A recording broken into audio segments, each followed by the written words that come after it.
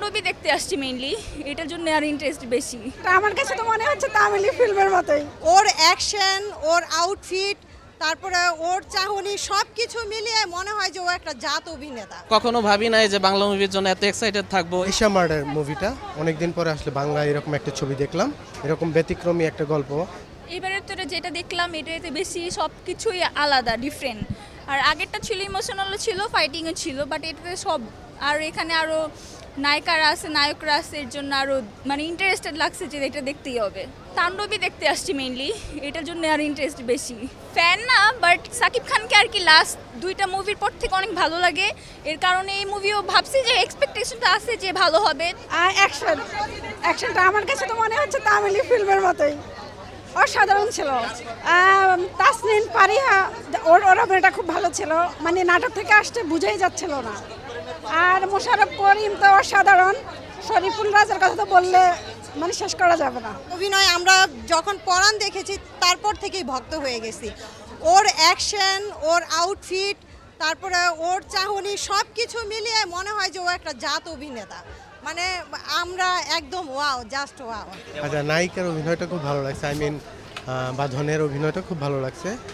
মানে অনেকদিন পরে আসলে বাংলা এরকম একটা ছবি দেখলাম, গল্পটা খুব ভালো লাগছে, কারণ এরকম ব্যতিক্রমী একটা গল্প, মানুষের যে কর্মফলটা এখানে আসলে ফোটানো হয়েছে। মানে শুরু থেকে শেষ পর্যন্ত না দেখলে আসলে ছবিটার মূলটা বোঝা যাবে না।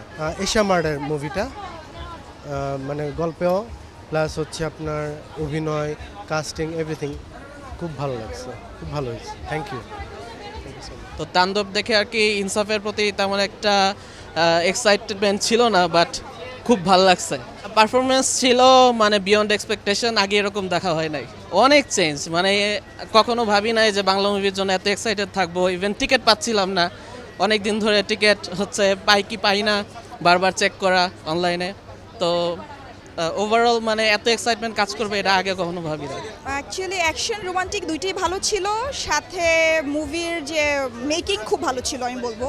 মানে আমাদের এখন যে বাংলা মুভির মেকিং যে আরও ডেভেলপ করতেছে, এটা দেখে আসলে আমরা খুবই খুশি। খুব বেশি টুইস্ট আছে এমন বলবো না, বাট মেকিংটা দুর্দান্ত ছিল। স্পেশালি ছোট ছোট কিছু উইটি ডায়লগ ছিল, যেটা পুরো হলই আমরা সবাই খুব এনজয় করেছি। আর আমাদের সমসাময়িক যে ডায়লগগুলো আমরা ডে টু ডে ইউজ করি, এই ডায়লগগুলাই মুভির একদম পারফেক্টলি বিভিন্ন সিনে ইনকর্পোরেট করা হয়েছে, এটা দুর্দান্ত লেগেছে। শরীফুল রাজ 10-এ 10, আর নতুন হিসাবে তাসনিয়া ফারিনও ভালো করেছেন, আর মোশাররফ করিম তো অ্যাজ ইউজুয়াল। পরিবেশ বলতে পারেন অনেকটাই বিলুপ্ত হয়ে গেছিল, বাট এখন আমরা ইয়াং জেনারেশন যারা আছি তারা এখন আমরা হলে মুভি দেখতে আসছি।